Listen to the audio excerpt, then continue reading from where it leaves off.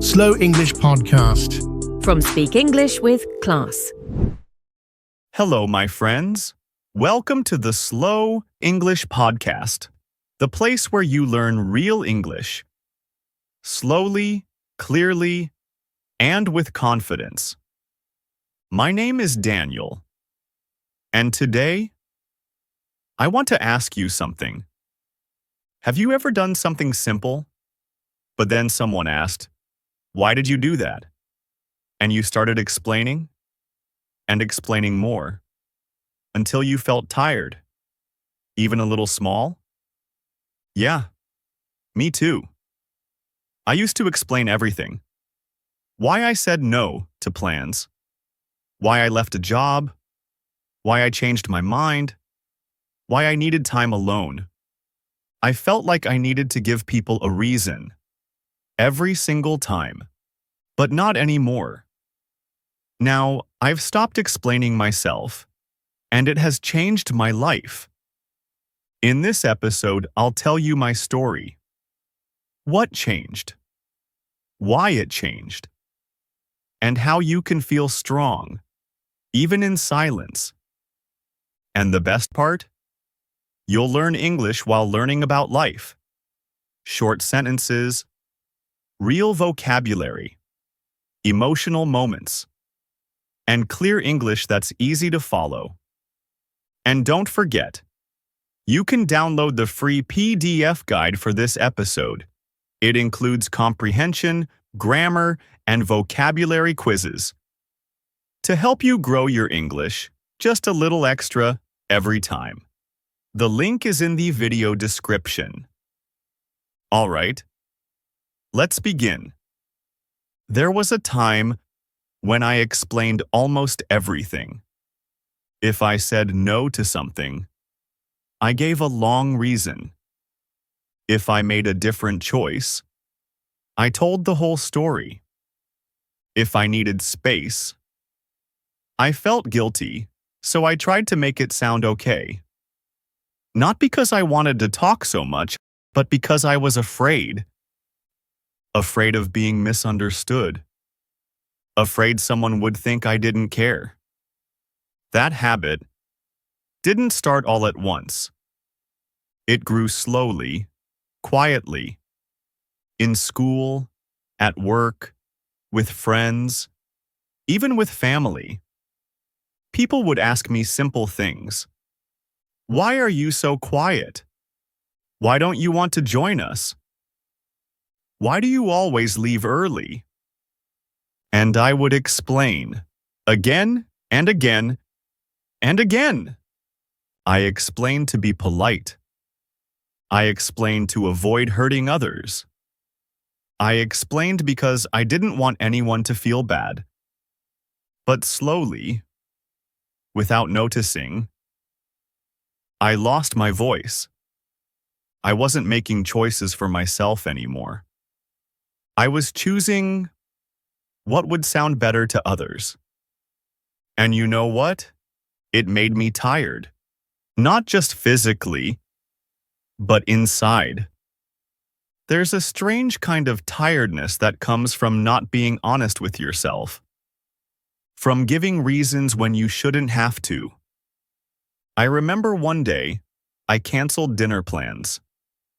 I had a long week. I needed rest. That's all. But I sent a message with a full explanation, almost like an essay. And even after explaining, I felt guilty. That's when I asked myself, why do I feel the need to explain everything? And that question became the start of my change. The real shift started with a moment I'll never forget. It was a Saturday. A friend called and invited me to a party. I was sitting at home, drinking tea, enjoying the quiet. And for once, I didn't want to go. So I said, "No thanks. I think I'll stay in tonight." He paused and said, "Why?" And out of habit, I started explaining. I said, "Well, I didn't sleep well. And I have laundry. And I have some work to finish. And while I was talking, I caught myself. I was lying. Not big lies, but small ones, just to sound reasonable. The truth was simple: I didn't want to go. And that should have been enough. That night, I wrote in my journal, if I always need to explain myself to be accepted, then maybe I'm not being accepted, just tolerated. Oof. That one hit me hard. But it was honest. And from that moment, I decided to change. Change didn't feel light and easy. At first, it felt heavy. When I stopped explaining, people noticed. Some asked, "Are you okay?" Some said, "You've changed." A few even joked, "Why are you so rude now?" And that was tough. Because I wasn't rude. I was just quiet, clear, calm. But people were used to me over-explaining. To me always saying yes, or giving long reasons for no. So when I became simpler with my words, they felt I had become distant. And honestly, that phase tested me. There were days I wanted to go back, to make everyone happy again and to say, no, but here's why. Please don't misunderstand. But I stayed strong, and slowly, people adjusted. They started to understand this new version of me. One friend said, "You feel more centered these days." Another said, "You don't explain everything anymore, and I like it." That made me smile. Because finally, people weren't reacting to my explanations. They were responding to me. Let me tell you the truth. I didn't change overnight. It didn't happen in one day or even 1 week. It took time. And small steps. Gentle steps. At first, I still wanted to explain myself. Even when I stayed silent, my heart would race. I would think, maybe I should say more. Maybe they won't understand. Maybe they'll think I'm selfish. But slowly, I learned something important. Silence is not rude. Silence is not cold. Sometimes, silence is peace. When someone asked, "Why did you cancel?" I didn't give them a full story. I just said, "I needed space today." Or, "I made a different choice this time. I hope that's okay." That's it. Simple, kind, and enough. It wasn't always easy. I still felt that pull to defend myself, to explain, to make people feel better. But I reminded myself, not every no needs a reason. Not every choice needs to be understood. If someone felt disappointed, that was okay.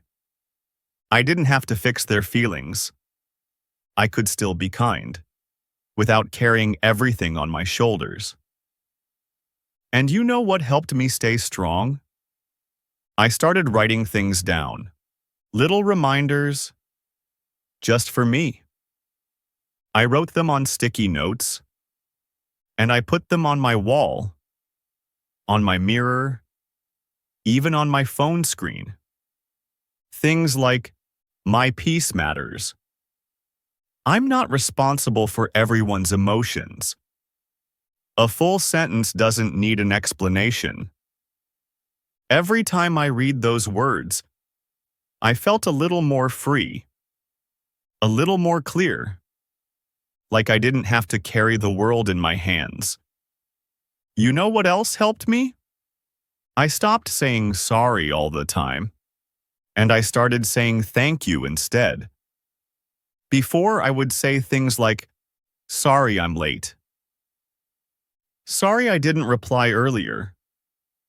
Sorry I need some time alone. But over time, I noticed something. These sorry moments made me feel small, like I was doing something wrong, even when I wasn't. So I tried something new. Instead of saying, sorry I'm late, I said, thank you for waiting. Instead of, sorry I didn't reply, I said, thank you for your patience. It felt different, stronger, kinder, to myself and to others. Because thank you comes from a place of peace, not guilt. It says, I see you, and I also see myself. At first, it was hard to change. Sorry came out so quickly, like a habit. But I paused, took a breath, and tried again with thank you. Day by day, it got easier. And now, when I speak, I feel more calm, more balanced, because I'm not always apologizing for existing. I'm just living with kindness, with respect, and with less pressure to explain or be perfect. And that shift from sorry to thank you changed a lot for me. It's small, but it's powerful. And that has changed everything.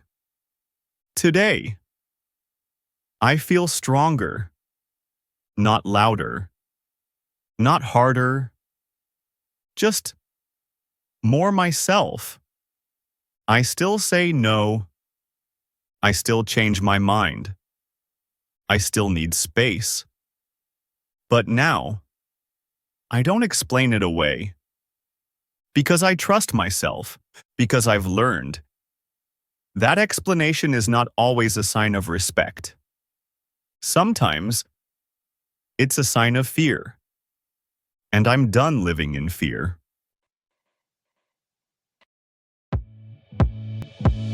Your progress doesn't end here. To continue advancing your English skills, click on the next video or explore the additional videos we've thoughtfully selected for you.